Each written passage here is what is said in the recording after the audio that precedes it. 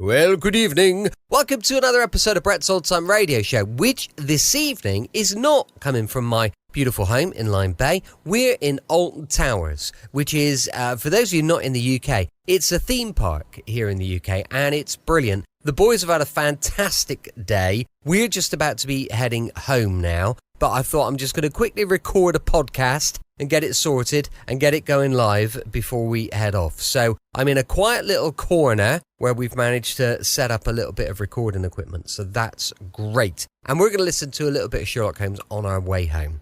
Thank you for joining me once again for our regular late night visit to those dusty studio archives. I'm Brett. I'm your host for our Nighttime podcast. Welcome to another episode. Do check out our social media, Facebook, Instagram and YouTube, all called Brett's Old Time Radio Show. And if I could ask you a little favour, if you could check out our supporter page, which is patreon.com/Sunday Night Mystery. Time now for Mystery and Adventure. Sherlock Holmes and Dr. Watson. First broadcast on the 26th of May, 1947. It's called The Adventure of the Submerged Nobleman.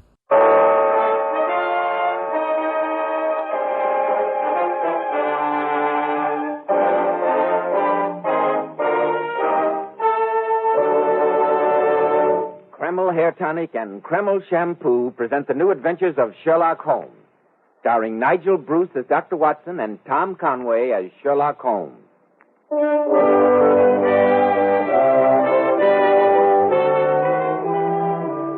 Now it's time for our weekly visit to Sherlock Holmes' famous colleague, our good friend, Dr. Watson. Good evening, Dr. Watson. Good evening, Mr. Bell. Sit down and make yourself comfortable. I'm glad to see you. It's always good to see you, Dr. Watson. And judging from the confusion of papers on your desk and the open dispatch box, I deduce that you have a story for us. Absolutely correct, Mr. Bell. I can see that your powers of observation are improving through association with me. I've been looking forward eagerly to this story, the Adventure of the Submerged Nobleman, I believe you called it. Extremely odd title. But a most accurate one, my dear chap, as you will see. But first, I know that you're anxious for a word with our listeners. Yes, Dr. Watson, I am. I'd like to tell our listeners about a modern trend in hair grooming that's in such great demand today among men who value their appearance. It's called Kreml Hair Tonic. Kreml keeps hair handsomely groomed from morning until night, just the way you combed it in the morning. This is because Kreml contains a special combination of hair grooming ingredients which is found in no other hair tonic. This wonderful, natural-looking hair dressing has just enough light oil to keep hair perfectly groomed with an attractive, healthy-looking luster. Yet Kreml never leaves the hair looking or feeling greasy or sticky. Kreml always looks and feels so clean on both hair and scalp. A nationwide favorite among America's top-flight executives and most successful men. Be sure to try it. Kreml, Kreml Hair Tonic. Now, Dr. Watson, you have my complete attention for the adventure of the Submerged Nobleman. The floor is yours. Well, that strange affair took place many years ago. Holmes and I had been spending several days at the seaside resort of Brighton late in July, but not for pleasure, as you might think. We had been concerning ourselves with a most peculiar crime, and only that morning had successfully concluded the affair of the politician, the lighthouse, and the train cormorant. With a few hours to waste before returning to Baker Street, I persuaded Holmes to join me, much against his will, for a stroll along the front by the sea. You must admit, Holmes, that the first sea breezes are most delightful after the way that we've been cooped up these last few days. I'd find them more so, Watson, if they were not quite so heavily laden with the odors of cheap peppermint and the sound of even cheaper music. Oh, come, my dear fellow. England's playground, you know? That's all very well, Watson, but I do wish the members of the younger generation wouldn't select my feet to play on. Oh, look over there, Holmes. Down on that pier. Sailing boats for hire. Oh, we've several hours. I'll wager that I haven't forgotten my boyhood skill with a small boat. What about it? Well, at least the sea has the advantage of being comparatively uncrowded. Lead on, Watson.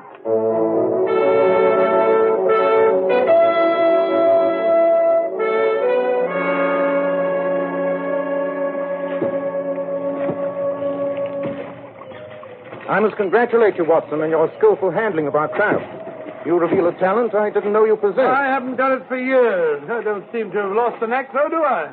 How far are we from shore? About 2 miles, I should say. Wind's rising, too. I think we'd better put about. Look out, watch your head, Holmes.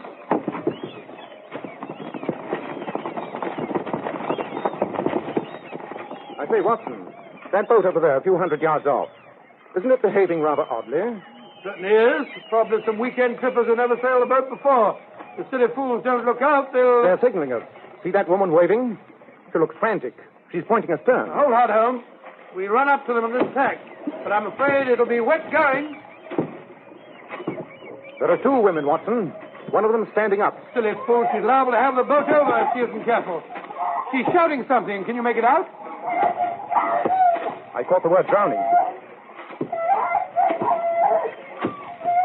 Look there, Watson, to the left. Something or someone in the water. I see him. I'll come up into the wind as we reach him. Let's get ready, Holmes. A little more this way. There. I've got him. Give me a hand here, Watson. Right, you are. Drag him in. Oh, careful. Sure you go in. You're right. Well, we better take him in tow, Holmes. I'm afraid there's nothing we can do for this poor fellow, Watson. There's not even the faintest sign of a pulse. Stand still. We'll be with you in a minute. Holmes, we'd better take the two ladies aboard with us. Catch hold as we come alongside. My husband. Is he all Here, right? give me your hand. That's right. I'm afraid it's hopeless, madam. By the time we reached your husband, it was all over. Oh, that was. There, my dear, you must control yourself. It's the Lord's will. I've got their boat secured, Holmes. I'll head straight to shore. Dad, if only I hadn't insisted on going. You've nothing to reproach yourself with, my dear. May I suggest, gentlemen, that you steer for that strip of sandy beach beyond the headland there, where you see the large white house just above. That's Lord Hollis's house. Well, right you are. We'll be there in a few minutes with this following wind. Thank you. The gentleman whom you attempted to rescue was Lord Hollis. This is his wife, Lady Diana, and I'm her companion, Miss Cartwright. I must thank you for coming to our rescue. Not at all. I'm only sorry we were not in time to save Lord Hollis's life. This is Dr. Watson, and my name is Sherlock Holmes. She's fainted, poor child. But after what's happened, no wonder.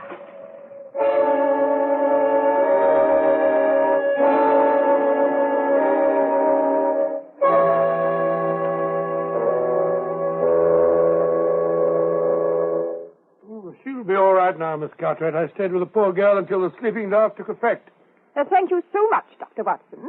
May I offer you some tea? I feel there is nothing so invigorating as a good cup of tea. No, thank you. While you were upstairs, Watson, I sent a servant to fetch Dr. Miller, Lord Hollis's physician. Fortunately, he's also the coroner for this district. I'm sorry that you gentlemen are leaving for London this afternoon. I know that Lady Diana would want to extend her deepest thanks to you as soon as she's recovered from this awful shock. Miss Cartwright has been giving me the details which led up to the tragedy, Watson. She's fully familiar with all the circumstances, since she was Lady Diana's governess as a little girl and has remained with her as a companion ever since her marriage to the late Lord Hollis. As I have often heard of Mr. Sherlock Holmes, Dr. Watson, perhaps I have confided in him more freely than I should have. But I know that what I tell you both will go no further. Oh, of course. Lord Hollis, I regret to say, drank to excess. He was, as you no doubt noticed, a very fleshy and corpulent man, and Dr. Miller had often warned him against his indulgence in food and spirits. This morning he drank almost a full bottle of brandy, Really? after which he insisted on going sailing. Both Lady Diana and I did our utmost to dissuade him, but when his mind was made up, it was impossible to argue with him. Quite so. He was utterly incapable of handling a boat in his condition. So Lady Diana managed to prevail upon him to let us accompany him. The alcohol made him foolhardy and reckless. She had asked him to turn back several times before we got into such rough water. But the more she pleaded, the more stubborn he became. Just before we sighted you, he stood up to make some adjustment in the sail. The boat pitched, and he fell overboard. You know what happened next. Indeed, a tragedy, Miss Cartwright. Well, Holmes, there's nothing more we can do here, and our boat's still down on the beach below. We better be getting back to it and to Brighton if we're to catch the afternoon train to London. Yes, we should be getting along. Goodbye, Miss Cartwright. I'll walk down the path with you to your boat. Oh, please don't trouble yourself. We'll have no difficulty in finding our way. Goodbye, then, and thank you for all you did. Goodbye, Miss Cartwright. Goodbye. Terrible thing, Holmes. A young woman like that, whose whole life blighted by such a tragedy. No doubt. Odd that she should have fainted just when she did. Odd? It seems to me most natural that a woman should faint upon discovering that the husband she loves has been drowned. Now, allow me to correct you, Watson. Lady Diana did not faint at the news that her husband was dead. She fainted when she heard my name. Oh, really, Holmes, egotism's all very well, but not when it leads you to suspect everyone of being a criminal. Well, perhaps your strictures are justified, Watson. Well, here we are at the beach, which may offer proof or disproof of my suspicions. Well, in what way? You will notice that when the four of us came up, with you and I carrying the body, I chose a route across the sand which would leave undisturbed the footprints which Lord and Lady Hollis and Miss Cartwright had made when embarking this morning. Be careful not to tread here, Watson, but examine these prints in the wet sand with close attention. Oh, don't see anything out of the ordinary. There are 3 sets of them. Precisely. The small ones are Lady Diana's, and those larger prints of a woman's feet are Miss Cartwright's. Oh, how do you know which is which? Because I took the trouble to look at the shoes both of the ladies were wearing. And those large imprints from a rubber sole were undoubtedly made by Lord Hollis. I noticed that they waver a trifle, which bears out the report of his condition. Capital, Watson. Your observation is indeed to be commended. Oh, thank you very much. But the most important point about these footprints seems to have entirely escaped your eye. Oh, here we go again. I don't understand. You can think it over while we're on our way. Back to Brighton, you mean? Yes, to Brighton. En route to call on Colonel Sheridan. Colonel Sheridan? Why, he's the chief constable of the county, isn't he? Precisely, Watson. Come on, let's be going.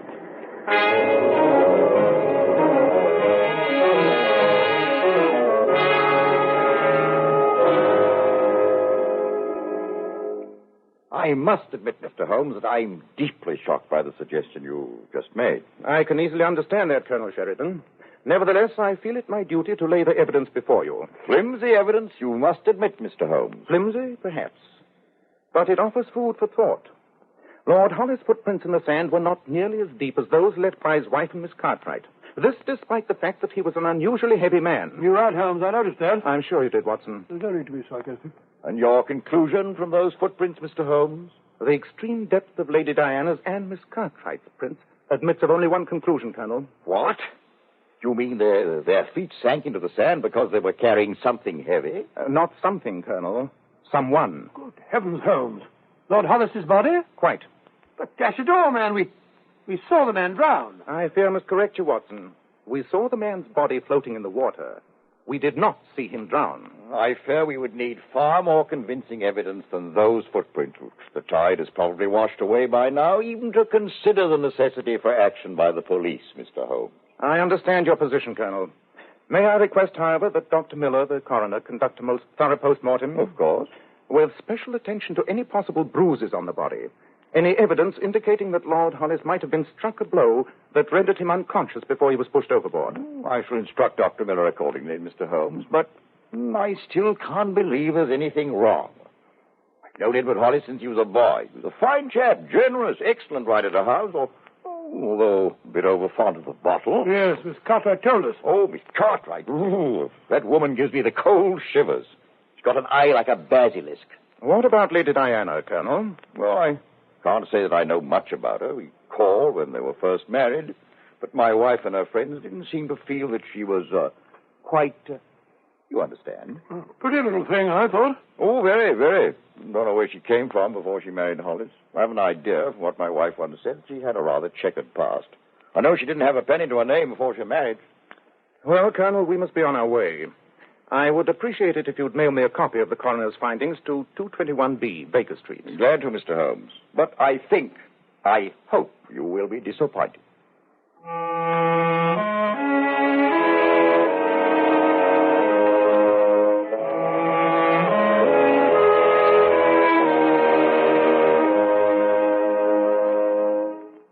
Mr. Holmes, you might stop lolling in that chair and staring vacantly into space and lend me a hand with our packing. Our train leaves in half an hour. Eh? Oh, all right. I can't help wondering, though. Oh, wondering what?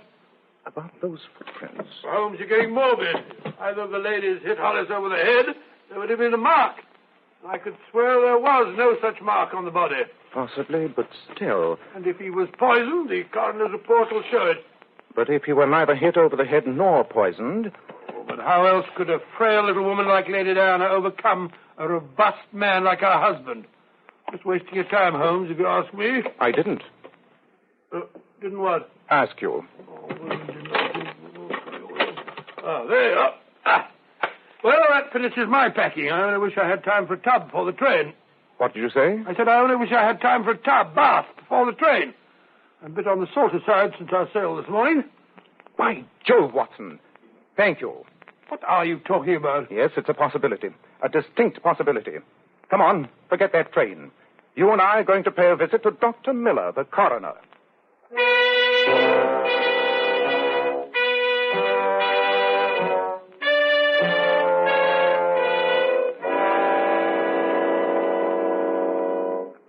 But it's fantastic, Mr. Holmes. I've never heard of such a thing. That doesn't mean that it's impossible, Dr. Miller. You are certain that you found no bruises on the body? Absolutely. I'll stake my professional reputation on that. No traces of poison? None. It just occurred to me, supposing that Lord Hollis's heart had given out, huh? Unfortunately, for your hypothesis, Dr. Watson, Lord Hollis's heart was in extremely sound shape. Mm-hmm. No, the evidence shows conclusively that it was death by drowning, and I am so stating in my report. You see, Holmes, I told you. Nevertheless, I would still like to see the body, Dr. Miller. Very well, very well. It's in here. You see that I've already got along fairly well with the post-mortem. Now, gentlemen, it won't take long to discover if the idea that Dr. Watson so brilliantly suggested to me is a valid one. Your idea, Dr. Watson? Oh, don't ask me, Dr. Miller. I haven't the faintest idea what Holmes is driving at. The body's lungs are filled with water. Not unnatural in a man who's been drowned. Well, at least it proves that he was alive when he went into the water. I knew it. This was no accident, gentlemen. It was murder. Murder? It can't be. How do you know, Holmes? Lord Hollis was supposed to have drowned in the sea before the very eyes of Dr. Watson and myself. There's no mark on his body, and his lungs are full of water. But that water, gentlemen, is not salt water as it should be. It is fresh water.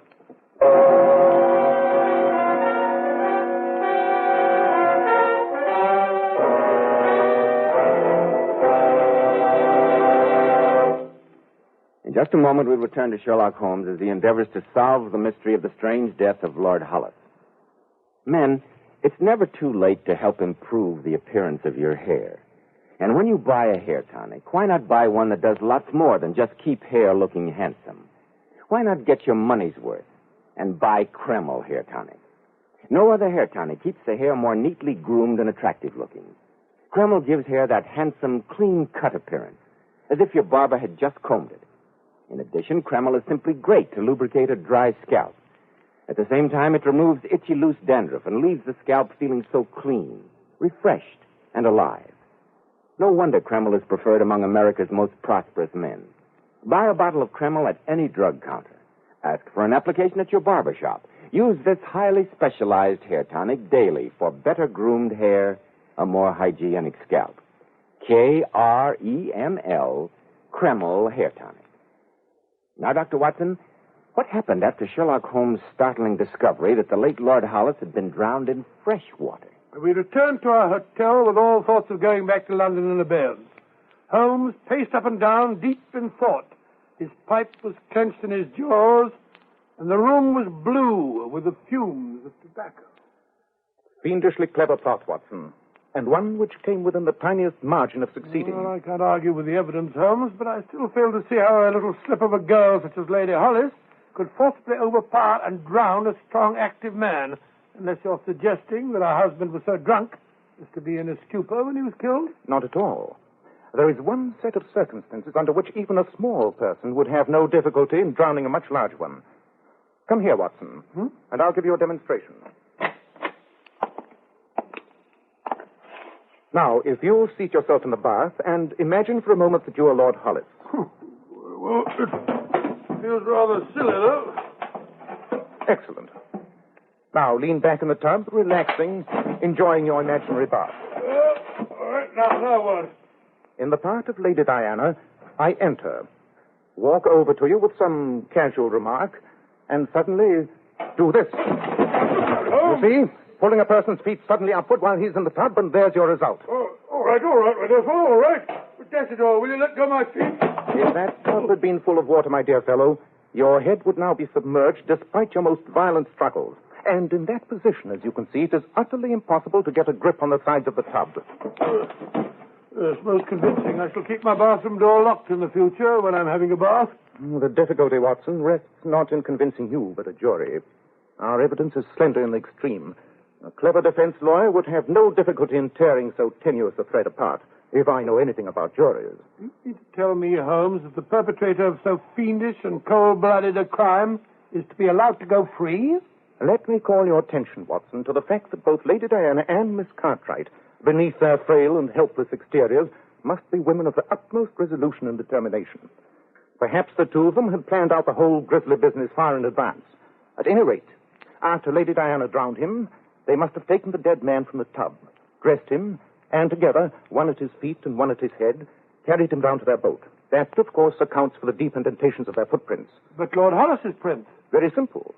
Once the body was in the boat with Miss Cartwright guarding it, Lady Diana walked down the shore below high tide mark and up to the house by another route. I see. And then she put on a pair of Lord Hollis's shoes, walked down to the boat, thus creating the prints that were supposed to be his. Quite so. Then they sailed out, waited until some boat was near enough for their signals of distress to be visible, slid the body overboard, and began to act out their little drama. It all hangs together. As an explanation, yes. As evidence, no. And as I told you at the beginning, Watson, those two women are not the type whom a simple accusation will break down. You can wager that the loyal Miss Cartwright will guard her mistress's secret with her life. And as for Lady Diana, a woman capable of killing her husband in so diabolically clever a manner will not break under accusation. She'd be more likely to sue for slander. What on earth are you going to do, Holmes? You've sometimes told me that I have queer friends in London, Watson. Hmm? I have a plan which depends upon one of them. I shall go out to London tonight. Meanwhile, I want you to make discreet inquiries from Lord Hollis's bankers and his lawyer and see what evidence you can obtain as to his financial affairs. I feel that we may find a large part of the motive there. Right you are, Holmes. When will you return? If all goes well, I'll be back tomorrow night. I want you to call on Lady Diana and engage her and Miss Cartwright in conversation at precisely 9 o'clock tomorrow evening. Don't fail me, Watson. It is vital that you carry through your part.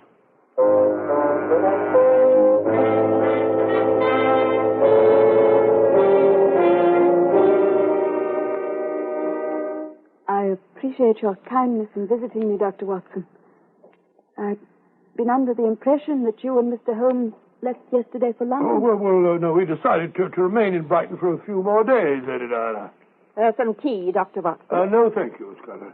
And where is Mr. Holmes? I hope to have the opportunity of thanking him in person for all you both did. Holmes? Mr. Holmes. I don't quite know where he is at the moment. He's a difficult fellow to keep track of, you know. Wasn't it the front doorbell, Carter? Yes. I'll go. The servants have retired. Can I offer you some other refreshment, Dr. Watson? Perhaps you'd like some brandy. No, thank you. I never touch it. Good evening, Lady Diana. Watson. Good evening, Mr. Holmes. I was just telling Dr. Watson that I hoped you'd give me the opportunity of... I'm afraid you're under a misapprehension, Lady Diana. I'm not calling upon you in a social capacity. I'm afraid I don't understand. Really, Mr. Holmes, your behavior is rather odd, to say the least. I found your notes at the hotel, Watson, where you'd left them for me. They complete the picture very thoroughly. Unless you can give some other explanation of your conduct, Mr. Holmes, I must ask you to leave at once.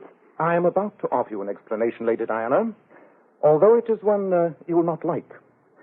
I am accusing you, with Miss Cartwright as accessory, of the murder of your late husband. Mr. Holmes, how dare you? I can only suppose that your trade of chasing criminals has turned your brain. I could sue you for slander, but I won't. I won't dignify your insane accusation by doing so. You see, Watson, just as I expected. Lady Diana, Dr. Watson's investigations have revealed some interesting facts. Your late husband was an extremely wealthy man, and you are his sole legatee. You yourself were penniless when you married Lord Hollis, a man 25 years older than you.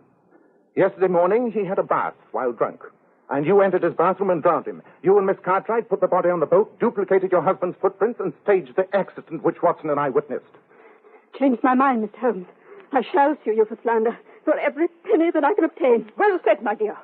This man should be made to pay for his vile accusation. Well, you better sue me at the same time, Lady Diana. I associate myself with everything that Holmes has said. Thank you, Watson. But before you start suit, Lady Diana, I want you to show me the late Lord Hollis's bathroom. Don't do it, Lady Diana. I'll awaken the servants and have these men thrown out. I shall do it, Carty. Only to prove to this fool how baseless his suspicions are. Come with me. This way up the stairs. No, my dear. Let me go ahead with the lamp. There is the door of my late husband's bath. Open it. Look for yourself. Although what you expect to find... Good. It's Edward! Carty, Carty! Careful. There goes the lamp. I told you he'd come back, Carty. You said we'd be safe. Shut up! You little fool! I won't. You told me nothing could happen. You said it was foolproof. Now he's come back. I always said he was. Watson, fetch Colonel Sheridan. He and the inspector are waiting outside.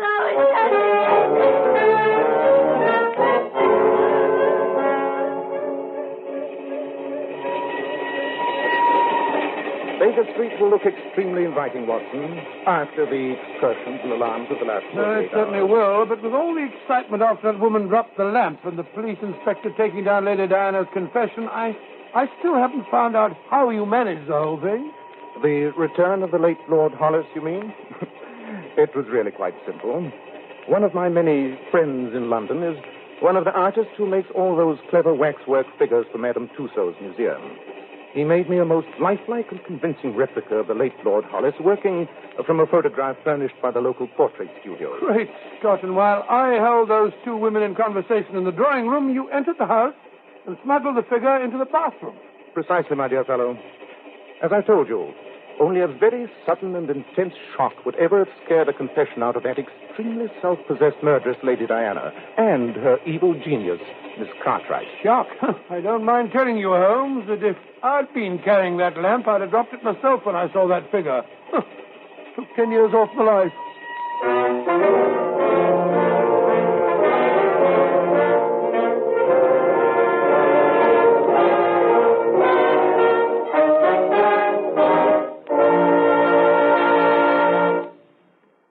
Most fortunate to have as our distinguished guest this evening one of the foremost beauty authorities in this country, Mr. John Robert Powers. Mr. Powers is often called a king of glamour because he has glorified so many of America's most beautiful women, his famous Powers girls. And now, especially transcribed, Mr. John Robert Powers. Good evening, friends. I don't know if I can live up to a king of glamour, but I certainly have a queen of glamour here this evening, one of my most beautiful Powers girls, Miss Jackie Halsey. Have you something you'd like to say to the audience, Jackie? Yes, Mr. Powers, I have. I'd like to give you a big vote of thanks for telling me to always use Kreml shampoo. No other shampoo I've ever used leaves my hair more shining bright with such a natural, glossy luster. Yes, Jackie, Kreml shampoo has been especially developed to glamour bathe each tiny strand of hair. You simply can't beat Kreml shampoo for its wonderful cleansing, beautifying action. It never dries the hair. That's because it has a built-in oil base. Kreml shampoo actually helps keep the hair from becoming dry or brittle. And Kreml shampoo whips up such a luxuriant active foam even in the hardest water. It rinses out so easily and leaves the hair a vision of shining beauty. And that's why I urge every woman to try Kreml shampoo. It's so mild, so gentle, so remarkably beautifying as it uncovers and reflects the natural brilliant highlights that lie concealed in every woman's hair. And it takes only 10 minutes to give your hair this wonderful glamour bath. Thank you so much, Mr. Powers, and your very charming Powers girl, Miss Jackie Halsey. And now, Dr. Watson, what about next week? Well, now, let me see. Next week, I think I'll tell you a story that's always been one of my favorites. I call it The Red-Headed League. It began with a strange, fantastic tale told us by a Mr. Jabez Wilson and ended with a dreadful midnight vigil in the subterranean vaults beneath the city and suburban banks.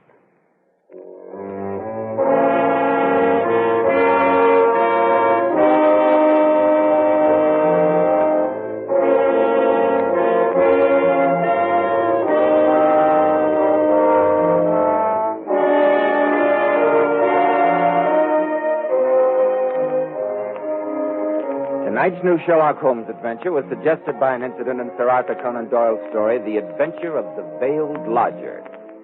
Nigel Bruce appeared through the courtesy of Universal International Pictures. Tom Conway by permission of Eagle Lion Pictures. The Sherlock Holmes series is produced by Tom McKnight, with original music composed and conducted by Alex Steiner. This is Joseph Bell, speaking for Kreml Hair Tonic and Kreml Shampoo, and inviting you to be with us next week at this same time, when Dr. Watson will tell us about the Red-Headed League.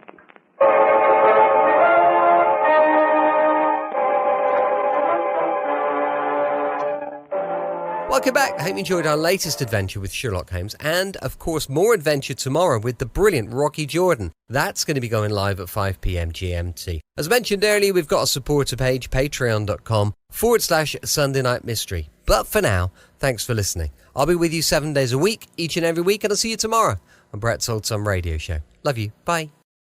For just £5 a month, you can get early access to all of our podcast episodes, copies of our script, access to further information, and that is just the tip of the iceberg. Head over to patreon.com/Sunday Night Mystery. £5 a month. That's cheaper than 15 minutes of parking at Bristol Airport. Yeah, I know, it's crazy, isn't it?